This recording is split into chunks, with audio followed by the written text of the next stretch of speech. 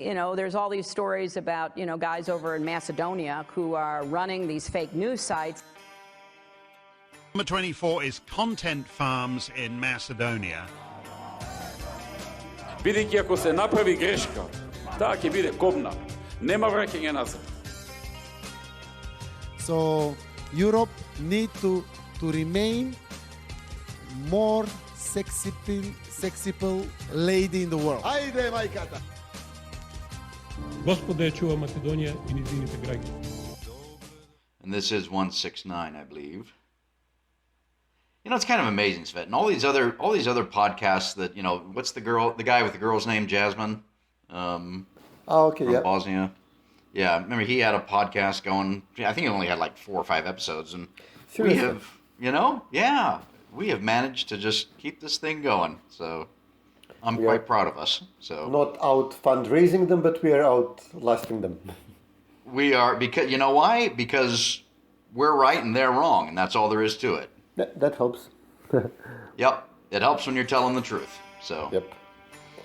okay, So which number is so this? just select 169.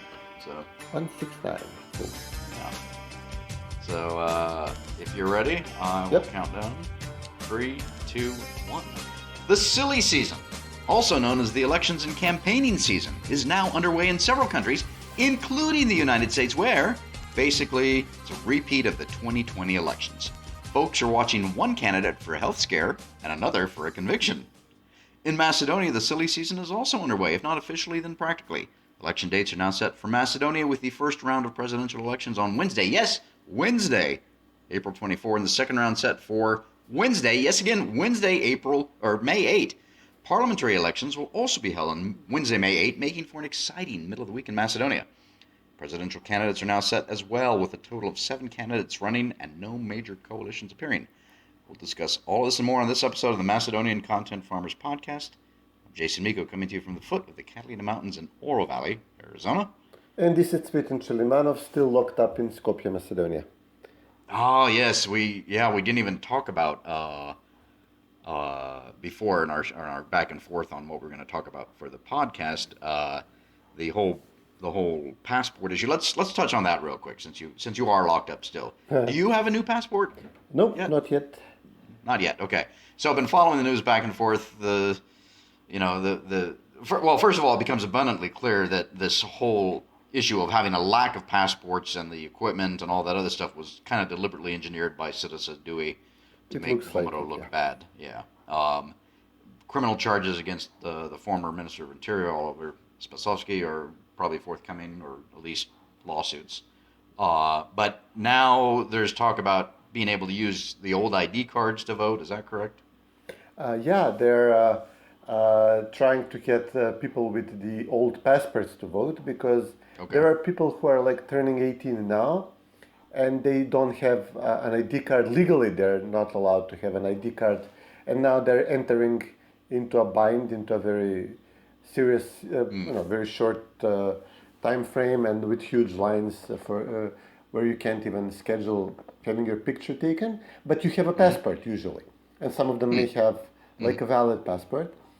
So this is one reason. People with expiring ID cards who may have a valid passport is another. And the way the SDSM and DUI are reacting to this, they eventually voted for the proposal to allow people to vote. So basically use the passport with Republic of Macedonia without North, domestically, for domestic purpose, for voting.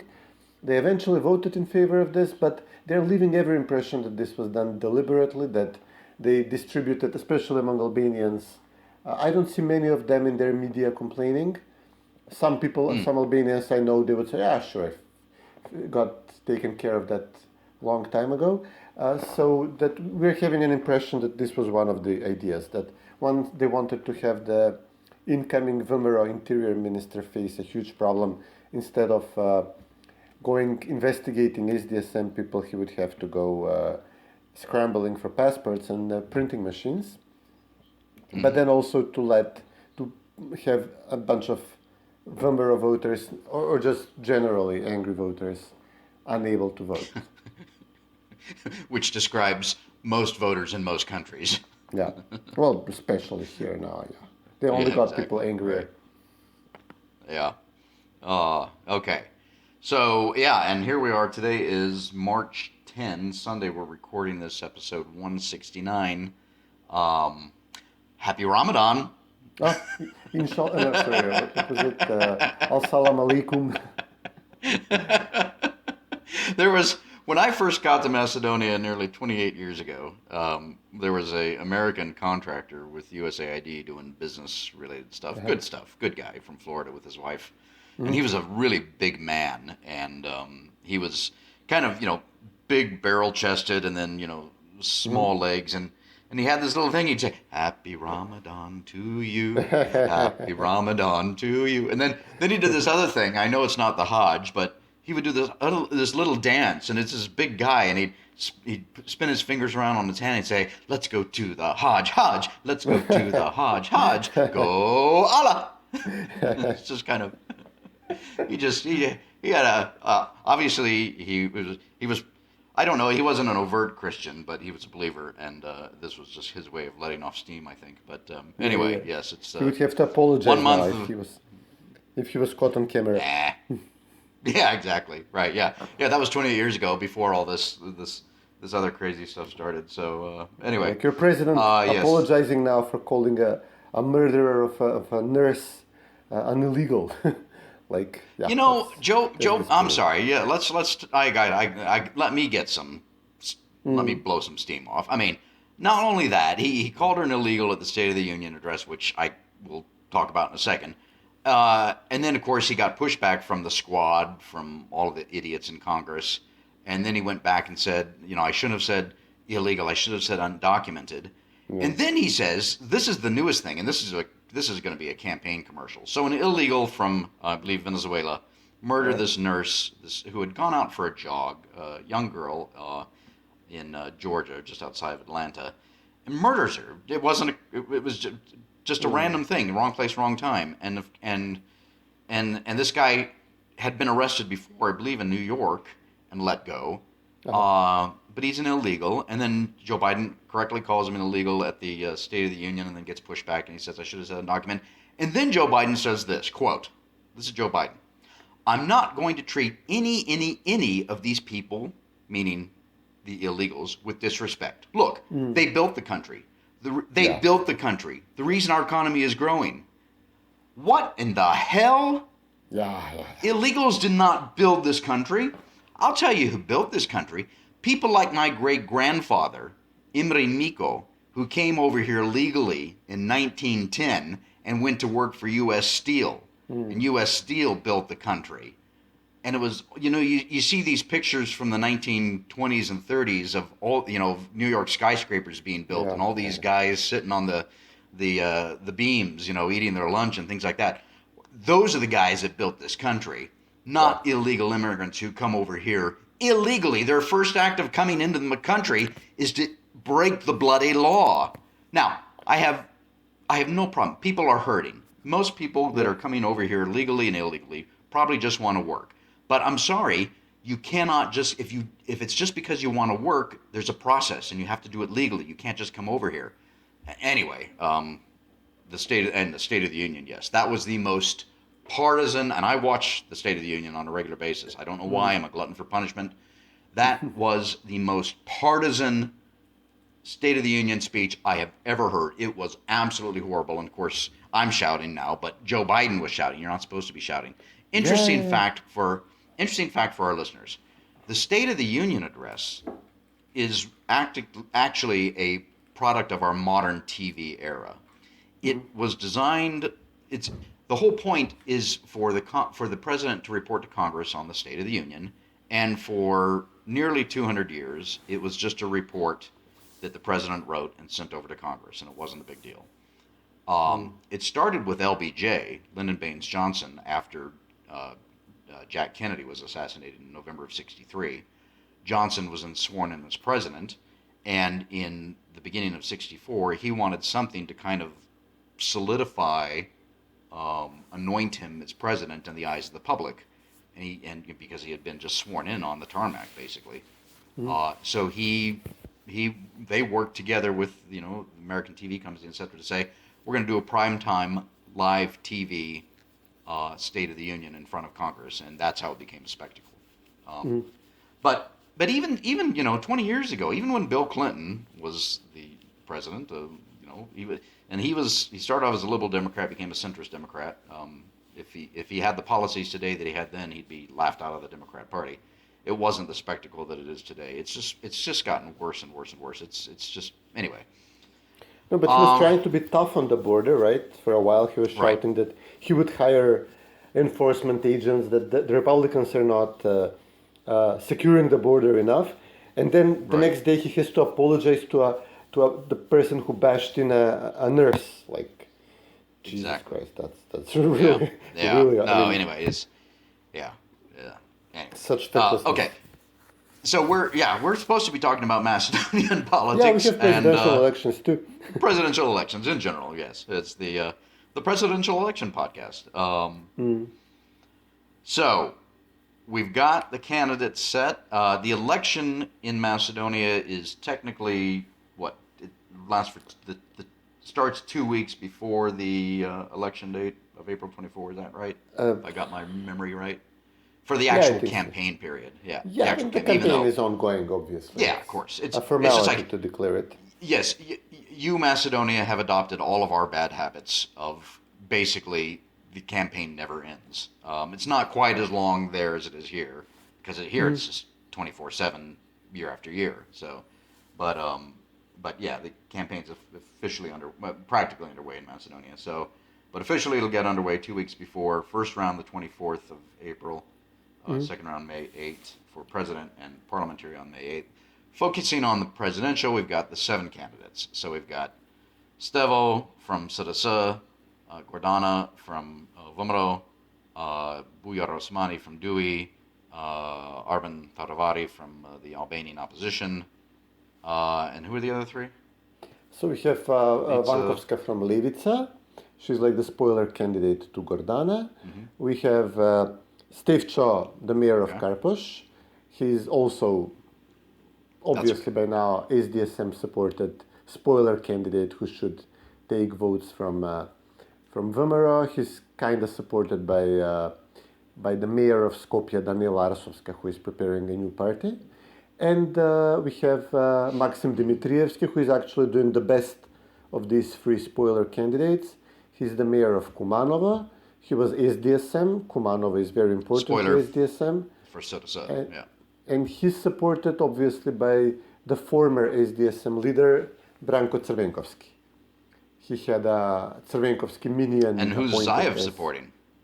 Zaev, we were expecting that Zaev is going to break with Kovacevski, that he's going to work to bring Kovacevski down, and that he would do this through Venko Markovski, the former, Venko Filipče, the former healthcare minister, who is close to Zaev now, and who was going to run for president and be a Zaev spoiler candidate and weaken the official SDSM candidate.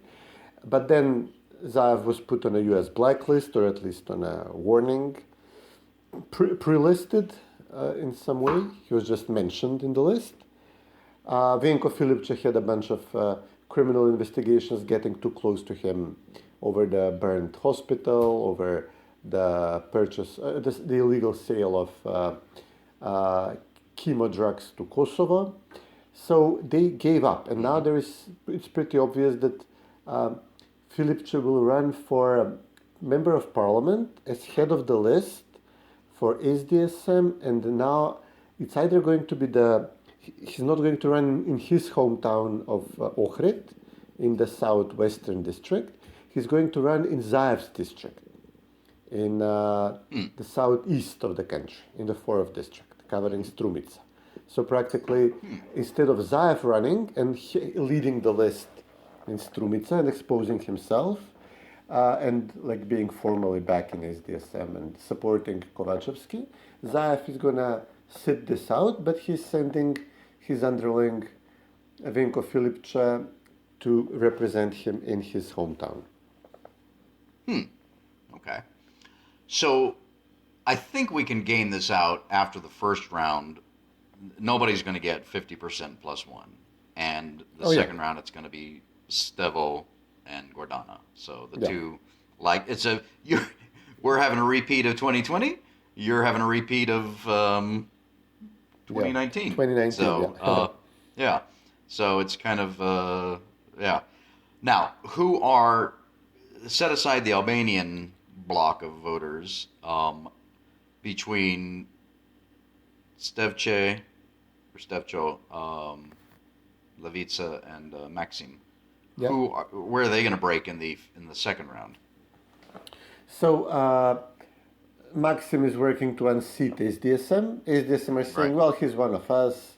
We don't mind. He will support us eventually. But no, it looks like pretty clear that instead of having a divide between Zaev and Kovachevsky, we're going to have a divide between Kovachevsky and Branko Crvenkovski, and that these votes will be sent toward the VMRO candidate. And also, we are expecting that Kovachevsky, that Maxim, the spoiler candidate, Crvenkovsky's spoiler candidate, that he will win few seats in parliament, maybe 5, 6, because his support is concentrated in one area of Kumanovo, and then Branko Crvenkovski can help in areas such as Ohrid. So he can win up to 5, 6 members of parliament. We're generally expecting them to join with VMRO after the elections, to join the VMRO coalition, to campaign essentially against SDSM and their SDSM being weak on the Bulgaria issue, being weak on national identity issues. Levica will try to steer the votes toward the SDSM. I mean, the whole purpose, they're running a professor who is actually a very close personal friend of the VMRO candidate, of Vankovska and Siljanovska are very close. There was even an attack on Siljanovska through Vankovska in 2019 when we had that devastating bus crash on the Skopje-Tetovo highway. And Vankovska made a statement about the crash, like what irony it happened at the site where the Albanian UCK ambushed a convoy of Macedonian soldiers and killed 10 of them. She mentioned this, and she was brutally attacked, even by the left, by her friends, her usual friends in SDSM in the left, for saying this. And this was a way to attack her, that she somehow insulted the Albanians, because most of the victims in the bus were Albanians. And to say that, look, here is Siljanovska's friend. Siljanovska was by then the VMRO candidate for the elections. Look how Siljanovska's friend is disrespecting the Albanians. It was stupid, comparison. She didn't say anything out of the ordinary. So they're this close. They're seen as interchangeable, honestly. So Levica is running her at this point to try to hurt Siljanovska. But their voters are pretty individualistic. They're by definition angry at the national concessions, and I don't see them being pushed to vote for Stevo Pendarovski in the second round. Right. I think Maxim Dmitrievski's voters are more machine SDSM voters, except that they're Branko Crvenkovski's machine, while Levica are more like herding cats type of voters. And they have a major split in the party just before the elections. So it's kind of felt that their moment has passed for Levica. Pasiev is not that interesting anymore. A couple of important representatives in the main urban areas of Skopje, in Aerodrom, in Karposh, who are his main base of support, are leaving the party just before the elections and attacking him openly, essentially calling on the people to vote for VMRO. So Levica is having a major crisis before the elections. And then Stevo was supposed to be like a package deal with the mayor of Skopje, Danila Arsovska, both elected with the help of VMRO, both in a high-profile position to promote VMRO, but then they quickly decided to attack VMRO, practically helping SDSM. And especially Dewey. Stevcho is especially close to Dewey because they're running all these real estate deals in his area of Skopje and Karposh. And Dewey businessmen are making this. But they're nothing without Gruevski. So the idea was that if Gruevski turns against VMRO, this would be the vehicle of his revenge against Mickovski. If Gruevski feels that Mickovski is disrespecting him, if he wants him out of the party and have him lose the elections and then, try to take the party back by himself or through a proxy, that he would support Danila and Stevcho and build a movement around them. But we're not really seeing Gruevski getting the gang back together, trying to harm the VMRO. There was a lot of these angry exchanges like a few months ago, but now it's quieted down, and we're not really seeing them having some overt support from Gruevski. So I think he will try to protect his image and not help SDSM, save their skins in the elections by dividing VMRO. At this moment, this is what it looks like. Yeah, good. And then there's the question, this interests me, of the Albanians, because they're obviously not going to get past the first round. Now, there was talk a couple of months ago about these pre-election coalitions and Dewey supporting, or even Syriza supporting an Albanian candidate from Dewey and blah, blah, blah, yada, yada, yada, but now all that's off. The ethnic Albanians have no sort of skin in the game, I guess, between Stevo and Gordana. Who are they going to break for? So they want to... Or are they going to sit it out? They may sit out the second round, and they're openly saying so. The second round, yes. Yeah, this is for the first time in a long time a competitive Albanian election. The general election is obviously the most important one. And they want to have a good showing in the first round. This is why Ahmeti was at one point considering running himself. And then in the second round, they hope that a good showing in the first round will put wind in their sails for the general elections. The party which will get more Albanian votes can campaign on saying that, look, we defeated, Dewey can say we defeated the Albanian opposition in the presidential elections in the first round. I was saying in the last episode that VMRO might even have some of their supporters vote for the Albanian opposition candidate if they're feeling comfortable enough against Pendarovski. Help him out with 10,000, 15,000 votes, that he may break even with the Dewey candidate, maybe even beat him in the first round. So in the second round... That would be... Yeah. Sorry? Go ahead. Yeah, so then in the second round, we'll have... Dewey are saying that they want to boycott the elections, which will technically be difficult because they want their people to come to the polls to vote, but then they will have to coach their voters to just ask for the general elections ballot, but not for the presidential elections ballot. It's going to be difficult, or they may instruct the electoral boards to by default not give the Albanian voters in an Albanian district a presidential ballot. That might be easier to coach the electoral board, to just give one ballot instead of both. But wouldn't that be technically, so they're just to set the stage, so right now there would be two ballots on May 8th, a parliamentary ballot and a president, two physical separate ballots. Yeah. By law, though, wouldn't the election, the people running the election, wouldn't they, by law, have to hand each voter two ballots? Technically, I would expect that, habitually they would pass you the ballot. Right. This is what would happen previously in presidential elections when they're tied with something else. Yeah. But if they may ask you, do you want another one? They may wait for you to say, I just want to vote in this election and I'm boycotting the other.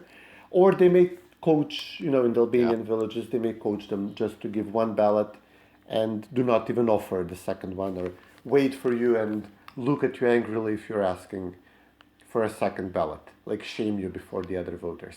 And the reason for this is that the presidential elections, in order to be successful, they need 40% turnout. And that is going to be difficult to accomplish just for the Macedonian parties alone. And if the Albanians boycott the presidential elections, then they will fail. And then we'll have a difficult situation. Who is president now? Does Pendarovski continue for a while longer? Is the Speaker of Parliament, the outgoing or the next Parliament, appointed President pro tempore? Which has happened before. Then it will be who will give the mandate to Mickovski, who we presume will win the general elections, to try to form the government. Will the president have a mandate? But for the Albanians, the important part is they want to show that they're a big voting bloc, that they can block the parliament, because nothing can get past parliament without, or most nothing, without their approval, because of the dual majority voting in parliament. That they got a speaker of parliament, they got a prime minister, and now they can even get the president. They want the electoral model for the presidents to be changed so that the next president is elected in parliament, or even if we have failed elections, practically immediately, to organize another presidential election, and that instead of actually having elections, that we change the parliament, so the constitution, so that the president is elected by voting in parliament, and that the Albanians obviously have veto power over the presidential election. And this will mean that, if not immediately, pretty soon, they will either immediately have an Albanian president, ethnic Albanian president, or they will trade supporting some Macedonian for powerful seats in the government or for something else. So Dewey came up with this. The Albanian opposition, not to be outdone, they are kind of supporting this. But I'm expecting that as they are trying to reach a deal with VMRO now quickly, to gain a hugely lucrative prize for them, which is unseating Dewey from power after 20 plus years and sharing the spoils of this power that Dewey has accumulated. So the Albanian opposition may try to have their supporters secretly break the boycott vote in the second round, help VMRO out in exchange for, some other, as part of their deal with VMRO. Okay, there's a lot there to unpack. First of all, as you were talking about the the various Albanian parties wanting to elect the president in parliament and have an Albanian president, I was thinking we need to figure out how to cue Queen's "I Want It All" with Freddie Mercury belting it out, "I want it all and I want it now," because that's what it's all about for them. And I'm writing an article on that. I've got to finish that up and get it over to you. So that's one. Number two, it's kind of funny when you take a step back. It's actually quite complex and complicated. All this is going on here. It's not. This is shaping up. Whatever else you might think about it, this is shaping up to be quite an exciting, and I use that word in the true meaning of it, exciting election season for Macedonia. There's another issue because some of the arguments from the Albanians on the issue of voting for the president in parliament as opposed to a general election by the populace was a cost-saving measure, so that you don't have to print ballots and things like that. So, and why don't you just? I mean, when I get a ballot here in November, at the top of the list, it's going to be for president. Then there's going to be a Senate race, and then I've got a congressional race, and then I've got county races and state legislature, all on the same bloody piece of paper. Why not combine it and just make one, instead of printing two sets of ballots, why not print one set of ballots? On the top, you have president, and below that, So, and there's still time to do that. So, obviously, none of these things have been printed. I mean, we're fair players usually, even when the Albanians are obviously not. So, it will be, it will be a bit much now that they're announcing a boycott to try to do this. Yeah. Well, that will be interesting. So again, there's a lot going on here. Now, let's shift then slightly to the parliamentary elections. So in terms of just getting lists together, so they're obviously the horse trading behind the scenes is going on, you know, within each individual party to figure out, you know, who's going to run in at the top of the list in the Yeah, they're So- announcing. so- So Mickovsky said that he will run in the first district, in the central part of Skopje, Karpoš aerodrome. right. Then Kovacevski said the same thing, and then he's backing out. He's trying to go to some other place where he thinks. So because he's from Kumanovo, Safer. he may try to Right. run there, but because of the division in his party in Kumanovo, he may get creamed there even worse than in the Embarrassing. first district in Skopje. We don't know. We said Venko Filipic is the big surprise so far. VMRO are running with the usual lineup of the party Yeah. deputy leaders like Yeah. Alexander Nikolovsky and Misailovsky Antonio. will run. Yeah. I'm not sure about Antonio. I don't think so. Really? VMRO still haven't announced a candidate for the 5th district where Antonio usually ran. That's Bitola and Ohrid.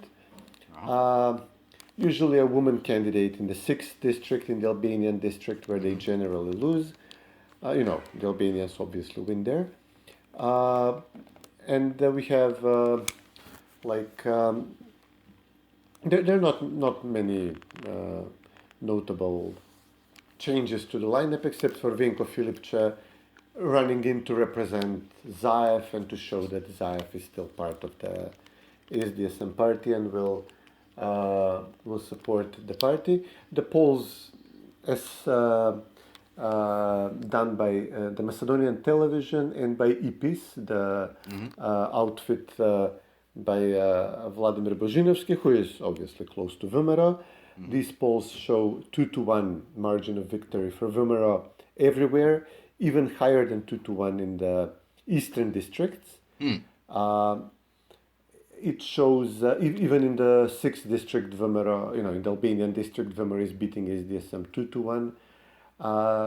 SDSM, so practically we had a pre-poll that is the collection of signatures for the presidential candidates. Now you can run for president if you have 30 votes in parliament, and only VMRO and SDSM have this.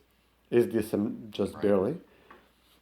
And all the other candidates had to collect 10,000 signatures, and so the Albanians did this in about 2 days each. The lesser Macedonian candidates, Levica, Maxim was the fastest actually of them. I think it took 3 or 4 days. Levica struggled for a while, as did obviously Stevcho. In his case, we're pretty sure that SDSM helped him, gave him some of their voters to support him, because you can sign for several candidates actually. You can support several presidential candidates in this way. Now that's interesting. Huh. Yeah. But then Okay. VMRO and SDSM also said, okay, we have 30 votes in parliament, it's no problem for us, but we will still try to collect signatures. And they did this on Sunday when they both had the conventions. VMRO was on Saturday, I think, SDSM was on Sunday. They turned out their supporters, long lines in front of the municipal offices, or they would deputize a notary, and then long lines of people waiting in front of the notaries. And then, so at the end of the day, we had 28,000 for Siljanovska, but 21,000 for Pendarovski, which is pretty high. Now, there was a lot of support for Pendarovski from Albanians. People who will not vote for him in the first round may vote for him in the second round. And then there are, I guess, limitations to processing power. So some people who wanted to give their signature when they would see the long lines, especially for VMRO, they would give up. But it was not a blowout. It was not like a 2-1 margin in this performance act, in this public display of partisan loyalty. So it was not that VMRO destroyed SDSM 2-1, but it was okay, pretty close actually. Right. So this was like the poll that one kind of poll that we ran, and then SDSM Pendarovski immediately jumped on this, and they said, look, their polls are bogus. They're running them on the Macedonian television, which is still ran by VMRO people. The television hired a VMRO pollster, so it's like a propaganda action by VMRO. They will. The difference is narrowing down according to our polls, which we're not publishing, because no pollster would like to put his name on a poll showing SDSM that SDSM have a chance.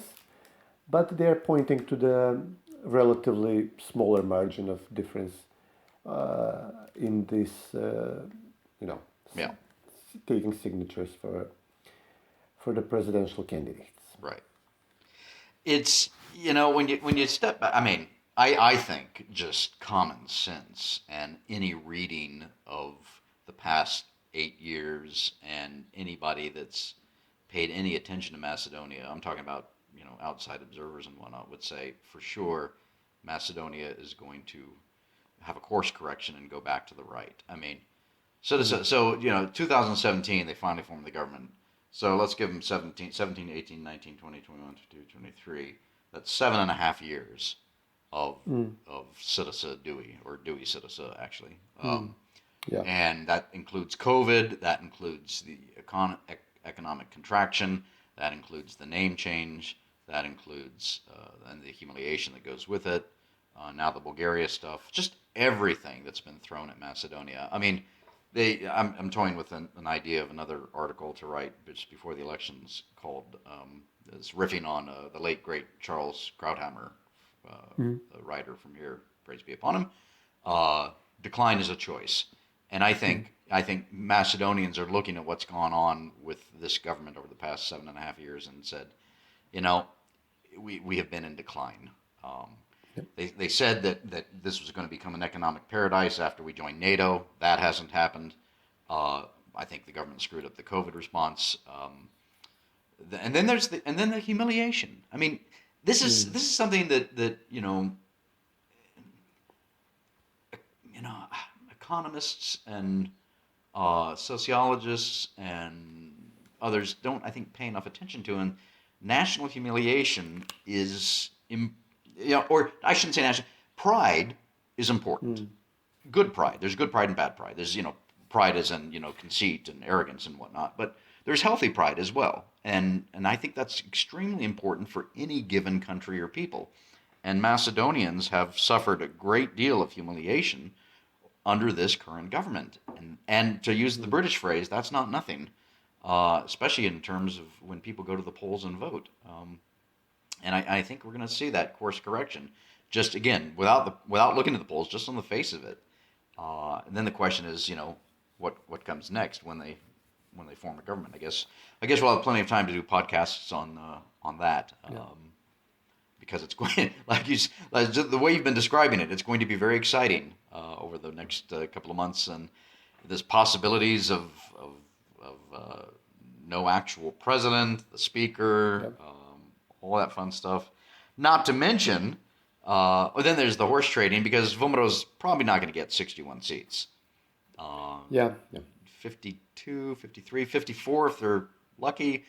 As you said, Maxim might coalition with them afterwards. We generally expect him and maybe some of the Levica people, if they're collapsing now, that they may be bought after the elections. Maybe even some SDSM people. So, right. So then you'll have enough to form a government? If SDSM loses by enough, there was a lot of talk about SDSM trying to use Maxim's party as a pontoon bridge to save themselves. People who have positions in public institutions. Like I heard of one person I know in a public institution who is now saying that he belongs actually to not to SDSM but to Pavle Trajanov's party, and that he is now, we changed parties. Stoyan Changelov, this clown fake general who is parachuting across the country, saving kittens from trees with helicopters. He has formally left the coalition with SDSM. Lila from the environmentalist party Dom, so Pavle Trajanov and Lila Popovska are the ones who practically turned their backs on VMRO and forced Gruevski into the negotiations with SDSM during the Colored Revolution. So they are now officially, begging for VMRO to take them back. So these are the bellwethers which show you where the opinion is going. On our side, in the public debate, so there is currently a discussion between Latas and Milenko on whether do we forgive them, do we pardon some of them, speaking about the Colored Revolution activists, the journalists, the propaganda supporters, those who supported Zaev in the public sphere. Do we treat them like they treated Latas, for example, with criminal investigations, and Milenko too. So Latas is of the opinion that some of them are beyond the pale. Some we should have like a kiss and make up. Should they apologize? Milenko says no way. We have to burn this cancer. Remove this cancer out once and for all. So it's practically declaring victory, and what do we do after the victory? But the people are. You can sense that the people are baying for change, and after the humiliations of the passports, of giving half the power in the country to the Albanians, of making the deal with the Greeks and then being punished, having the Bulgarians make additional concessions and then accepting these concessions as well. Like, how many times can you fool me? I mean, this is getting ridiculous. Yeah. This was supposed to be a one-off, right? Yeah. The last national humiliation.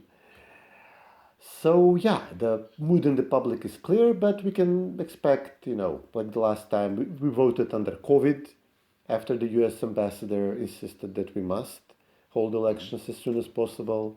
We had power outages at the Electoral Commission. This can happen again. This time, a very significant portion of people do not have all their identity documents, and we'll see how strictly will this be enforced. In theory, it shouldn't matter because you can vote with the old passport and the passport and the identity card with the proper name. But who knows how this will play out in practice? And we don't have a rematch. It will take a huge amount of heavy lifting to have a re-vote if a lot of people are denied the right to vote in the general elections. The VMRO candidate is uninspiring. She talks a lot, does not say much, cites, sociologists and political scientists who I have never heard of and who are not we can employ Huntington or Fukuyama in the debate, maybe to some extent. We can't employ people nobody knows about, whose concepts are not a household item name, right? Right. Pendarovski did a dirty trick immediately. So as soon as she was nominated, his team is posting a picture of Siljanovska's meeting with the Bulgarian member of European Parliament, Andrei Kovachev. Yeah. Yeah, and they're having a bunch of people who, some of them even kind of like neutral people on social media, pretending to be outraged. Oh, I cannot believe that Siljanovska would meet this person. He's the worst. He's beyond pale. They waited for a moment when she was in Bucharest, I think, for a summit of the European People's Party. So it looked plausible that this is a recent picture. In fact, it was from 5 years ago, from the previous campaign, when she again visited Brussels or Strasbourg and met with him in the European Parliament. And at the time, Kovachev said, I'm disappointed by this lady. She's not supporting our positions. She's going to have Macedonia stuck, right? We want... They had different set of demands back then, and obviously Siljanovska rejected him. And his comments at the time are negative after the meeting. Whereas Pendarovski accepted all of their demands and even had this famous comment that Goca Delchev declared himself as Bulgarian, which was immediately seized by everybody in Bulgaria, including Kovachev, this member of the European Parliament, who publicly praised Pendarovski and said, "This is great. Finally, somebody says the truth." And this is like a very serious dirty trick. Like you're exceptionally weak on the Bulgaria issue. Your own base, which in SDSM, which hates the Bulgarians far more on average, and have built their reputations in the communist period to get access to power by publicly hating on Bulgaria. This is important part for many of their families, of SDSM families. They're angry that their party are now cucks to Bulgaria. VMRO is running a candidate who comes from their milieu, from their background. Siljanovska was member of the first SDSM-led government under Branko Crvenkovski. She was part of the Liberal Party then, but never would we imagine that she's a VMRO candidate, like a proper VMRO person. So she speaks to this voting bloc in the downtown Skopje of old red bourgeoisie, of communist people who are now normally voting for SDSM, but they're now disgusted with their own party. And so SDSM attacks her that she's weak on the Bulgarian issue, whereas, they themselves basically gave everything Bulgaria asked for prematurely, preemptively. So this is the first dirty trick. I was joking, what next? Maybe they will post a picture of Siljanovska meeting some Albanian drug lord and asking for his votes, which Pendarovski actually did. There's a bunch of pictures of him with serious Albanian mobsters, and obviously the vote he got in the Albanian districts shows that they were working for him. They were securing him the vote in the first presidential elections. But yeah, they're losing and they're going to play dirty. That's obvious. Yeah, that's true. That tends to be human nature. But the only thing we can do is call attention to it and put a spotlight on it. Sunlight being the best disinfectant, and fight against them with all of the legal means at our disposal. And so, well, that's a good rundown. Anything else we got? Yeah, I think we. Yeah. No, I think That's good. We checked the notes, but I think that was largely it. Okay. It was actually a quiet few days now after this Bulgarian drama. It was nothing much happening. Now I'm just seeing that Zaev joined Kovachevsky and Pendarovski and Oliver Spasovsky at an event in Gevgilia. So yeah, Zaev is supporting them now publicly after being forced to by the US government, which even called on the Albanians not to oppose DUI, not to run candidates against DUI. This was literally what Jim O'Brien did, but this didn't work out. The Albanians have a split between Tirana and Pristina, and that's reflecting on Macedonia, the rival leaders in these two capitals of the Albanian lands. But they are going to fight it out, while in the case of Zaev, he will probably be forced to support SDSM and give up any hopes of weakening the party and then taking it over. We'll see. Watch this spot. Yeah. We'll have more drama in a few weeks. Yeah, or less. Yeah, or less, yeah, if there is much drama. Yeah. All right. Well, good. Well, let's wrap that up. We'll monitor this space, and if something happens sooner rather than later, we'll do another podcast. If not, we'll round up again in a couple of weeks here and see what the latest holds for Macedonia. Of course. Hey. Okay, buddy. Great talking to you. You too. Take care.